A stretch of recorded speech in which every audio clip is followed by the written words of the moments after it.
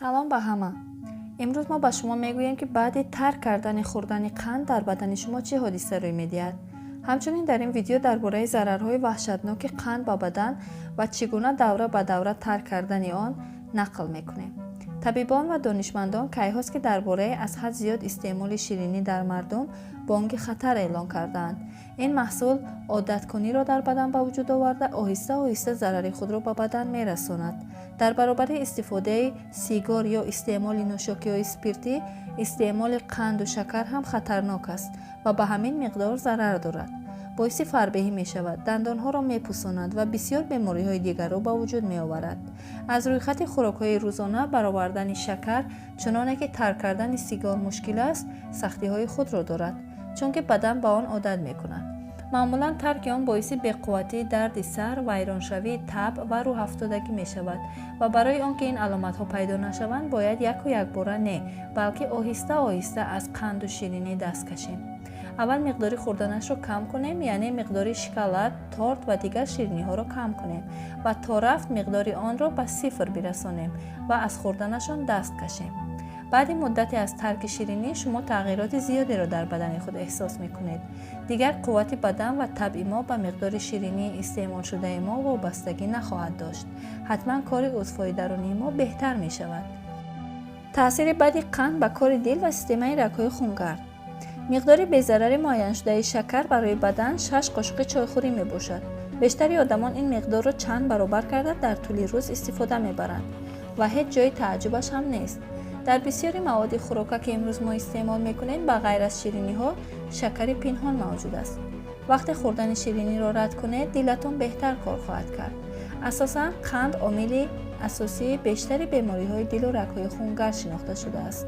اگر شیرینی کم باشد ریتم دل و تعداد کشش خوری آن بهتر و بیشتر خواهد بود. اگر استعمال گلوکوز کم باشد و مقدار انسولین در معیار نگاه داشته شود، فشار خون به معیار درآمده، مقدار خلسترین خون نیز معتدل می شود. اما اگر مقدار گلوکوز خون زیاد شود، ریسک بیماری اتروسکلروز رگ‌ها بلند می شود. مقدار قند به دیابت چه وابستگی دارد؟ رابطه متقابل دارند. زیاد کردن مقدار شیرینی در خوراک‌های روزانه ریسک پیدا شوی دیابت قند را در آینده زیاد می کند. مخصوصا در آدمانی از 40 ساله بالا. و یاد داشته باشید که در همه محصولات استعمال می‌کرده ما مقدار زیادی قند پنهان موجود است. هم در ترکیب ساک‌ها، هم در نوشاکی‌های گازدار و هم در صبحانه‌های تیز تیار شده. همه وقت ترکیب این محصولات را از اتیکت که بالای آن بخوانید و به آنچه که استعمال می‌کنید اهمیت دهید. دیابت نوع 2 از سبب فربهی و کم شدن حسیات بافته‌ها نسبت به انسولین خون به وجود می‌آید.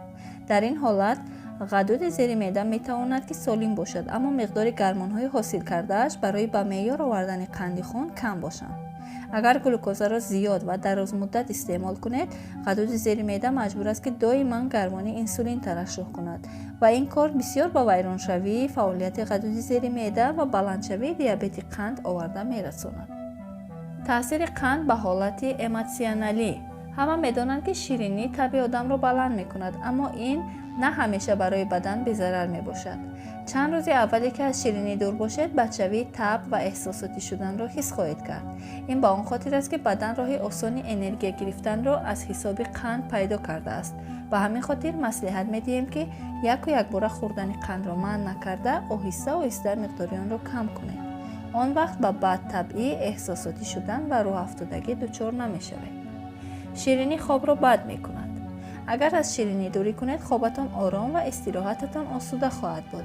همچنین خواب آرام باعث می شود که از صبح بر وقت پرقوت و با نشاط باشید و خواب آلودگی و تنبلیتان را فراموش کنید. در وقت خواب بدن چربی اضافه را سوزانیده انرژی حاصل می کند. اما آدمانی که زیاد شیرینی استعمال می کنند چربی بدنشان نمی سوزد بلکه روی هم ضم می شود و این باعث می شود که فربهی و دیگر مشکلات به وجود آید. شیرینی برای کار مغز سر. استعمال زیاد شیرینی کار مغز سر را بد کرده حافظه را سست می کند و آدم را فراموش خاطر می کند. دانشمندان تصدیق کردند که استعمال بر زیاد شکر حافظه را سست کرده آموزش و یادگیری را مشکل می کند. همچنین باعث پیدا شوی بیماری های گوناگون مغز سر می شود. استعمال دور و درازی آن حالت روحی را نیز ویران می کند. وزن زیاد از قند.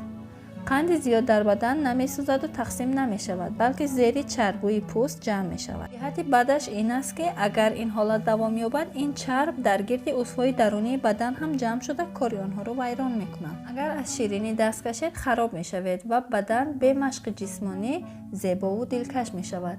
هر باره که شما شیرینی استعمال می‌کنید، گرمان انسولین ترشح می‌شود که مانع سوزاندن چرب‌ها می‌شود. در نتیجه در ترازو شما شاهد زیاد شدن وزن بدنتان خواهد بود. اگر استعمال شیرینی کم شود، مقدار کالریایی که در یک شبانه روز استعمال میکنید کم می شود که علامت اساسی آن کم شدن وزن بدن است. این نه تنها بدن را خوشنما می کند، بلکه به تمام بدن نیز فایده دارد. تاثیر قند به حالت ظاهری: وقتی از شیرینی دست میکشید حتما در چهرهتان دیگرگونی رو میبینید. قند باعث کمشوی آب بدن می شود و شما اگر آن را زیاد استعمال کنید پوست رویتان خشک و رنگ پریده می شود. اگر کم استعمال شود پوست جوان و ترنگ می شود. معلوم است که قند باعث ویرانشوی کلاژن می شود که آن به ترنگشوی پوست روی تاثیر دارد. کسانی که از شیرینی دست میکشند به زودی جوانی پوست روی و بدنشان را مشاهده می کنند. این تغییرات پس از 1-2 هفته به چشم می رسد. محیط شیرین برای رشد باکتریاها مناسب است. برای همین همیشه ریسک زیاد شدن بیماری‌های اینفکسیونی در پوست روی موجود است. با رد کردن شیرینی کار غدودهای عرق برار بهتر می شود و دائما چربوی روشنی روی پوست صورت دیده می شود. تاثیر قند به دندان‌ها: همه می‌دانند که باکتریاهای کاواکی دهان شیرینی را دوست می‌دارند. وقتی آن در دهان باقی می‌ماند، میکروارگانیسم‌ها آن را استعمال می‌کنند و کسلت‌های مخصوص حاصل می‌کنند که به ایمیل دندان‌ها ضرر دارد. این به پوستگی دندان یا به التهاب کاواکی دهان به مثل گینگوید یا که استماتیت آورده می‌رساند. قند را از خوراک‌هایتان کم کرده از دندان و بیماری‌های آن فراموش کنید. تاثیر قند به بدن: اگر مقدار قند بدن زیاد شود، پس در شکل چربی در جگر و دیگر عضوها تکشین می شود. این جمع‌شوی چربی در جگر به مانند آسیب دیدن آن در وقت نوشیدن نوشاکی‌های اسپریتی است. بهتر از این حادثه را پیشگیری کنیم، چون که اگر این بیماری اوج گیرد طبابت کردنش مشکل است. همچنین استعمال زیادی قند و شیرینی پیدایش بیماری سرطان را زیاد می کند، چون که حجایره‌های سرطانی قند را دوست می‌دارند و آن را همچون منبع انرژی استفاده می‌برند. اگر مقدار قند از خوراک کم شود، ریسک پیدایش سرطان غدودهای شیری، غدود پروستاتا، غدود زیر معده و پیشابدان کم می‌شود. درجه‌های رد کردن شیرینی: رد کردن شیرینی پس از استعمال درازمدتی آن کاری آسانی نیست. بدن باید زینه‌های لازمه را گذارد تا این روند را طاقت کند. از روزهای اول ترک کردن شیرینی منبع دیگر و فایده آور انرژی را پیدا کنید و در راسیون خوراک‌هایتان مقدار سفیده، کربوهیدرات و چرب‌ها را زیاد کنید. برای این میوه، سبزیجات و دانگی زیاد استعمال کنید.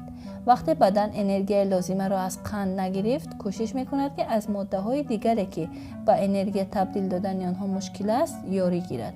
در نتیجه حس سیر بودن زیادتر دوام می‌کند و ما مجبور نیستیم که تیز یگان خوراک یا میان وعده ها را استعمال کنیم. خوراکی که سفیده زیاد در ترکیبش دارد باعث به معیار آوردن قند خون می شود. روز تا روز ترک کردن شیرینی آسان‌تر می شود و بعد 1 هفته علاقه شما نمی خواهید که با مثل پیشتر شیرینی خورید. شما خودتان را بردمتر احساس می کنید و از خواب بیدار شوی آسان خواهد شد. اما روز 3 و 4 ترک شیرینی در شما حالتهای به مانند حالت نشامندان پیدا می شود، چون که شکر و قند هم به عادت کنی بدن آورده می رسانند. خواهش بلندی خوردن شیرینی پیدا می شود و شاید ناخوش‌شوی، تب یا روح افتادگی هم به وجود آید. برای آنکه زیاد عذاب نکشید، می توانید که مقدار خیلی کمی شیرینی خورید و بعد از آن دوباره ترک آن را دوام دهید. بعد 1 هفته علاقه لامکه نخواهید داشت و دوره مشکل آن را گذرانیده اید. حالا با تغییراتی که در بدن پیدا شده است اهمیت دهید. پوست تازه شده است، تب بالیده می شود و قوه بدن زیاد می گردد. بعد 1 ماه ترک کردن قند، شما علاقه نمی خواهید که به چای یا دیگر خوراک‌هایتان شکر اضافه کنید. میوه ها و سبزیجات با مزه و شیرین می شوند. خواب، حافظه و هوش با قوت می شود. شما خودتان حس میکنید که مغز شما همه گونه خبر را به آسانی قبول میکند. بدنتان به شما رحمت خواهد گفت. بعد 1 سال ترک شیرینی شما تغییرات بیشتری را پیخست خواهید کرد. دیگر به شکلات، تارت و شیرینی های دیگر میل نخواهید داشت. به چای شکر انداختن لازم نیست، چون که نوشاکی ها خودشان خوشمزه هستند. کاری همه عضوها در معیار می شود. بیماری های مزمن برطرف می شوند و خودتان را خوبتر حس می کنید. وزنتان زیاد نخواهد شد چون که با کالری های بلند کاری ندارید. اگر خوردن یگان دسرت را دلتان کشد پس بخورید. بگذار آن هدیه شما برای پیروزیتان باشد. اما الکی خودتان خواهش استعمال قند را ندارید. با همه این گفته ها معلوم می شود که استعمال قند و شیرینی عادت بدی است که به تمام بدن ضرر خود را می رساند. برای از این عادت خلاص شدن باید آهسته آهسته مقدار استعمال شیرینی را کم کنیم.